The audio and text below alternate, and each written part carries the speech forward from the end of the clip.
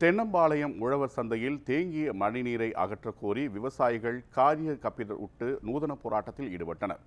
திருப்பூர் மாவட்டம் தென்னம்பாளையம் தெற்கு உழவர் சந்தையில் குளம் போல் மழைநீர் தேங்கியுள்ளது. இதனால் சந்தைக்கு கொண்டு வந்த காய்கறிகளை விற்பனை செய்ய முடியாததால் தேங்கிய மழைநீரில் காய்கறிகளை அள்ளி வீசினர்.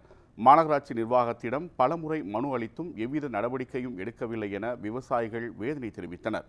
மழைநீரை அகற்றக் கோரி காகித கப்பல் விட்டு போராட்டத்தை முன்னெடுத்துள்ளதாகவும் உரிய நடவடிக்கை எடுக்கவில்லை என்றால் போராட்டத்தை தீவிரப்படுத்தப் போவதாகவும் தெரிவித்தனர். தமிழக விவசாயிகள் பாதுகாப்பு சங்கம் மகாலிங்கம். இன்னைக்கு திருப்பூர் தெற்கு உழவர் சந்தையில நைட்டு பெஞ்ச மழையில பூரா இடுப்பு கட்டு தண்ணி உள்ள சந்தை பூரா நிக்குது.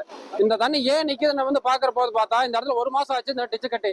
அன்னைக்கு ஓபன் பண்ண சொல்றாங்க, ஓபன் பண்ணல. கட்டும் போதுன்னு சொல்றாங்க, கேட்கல. அதிகாரியை கேட்காம பண்ணிட்டு இன்னைக்கு சந்தைக்குள்ள பூரா தண்ணி நிக்குது. இன்னைக்கு 600க்கும் மேற்பட்ட விவசாயிகள்லாம் கிராமம் கலந்து வந்து காய் விற்கலான்னு வரும்போது பார்த்தா தண்ணி நிக்குது. பூரா விற்க முடியல.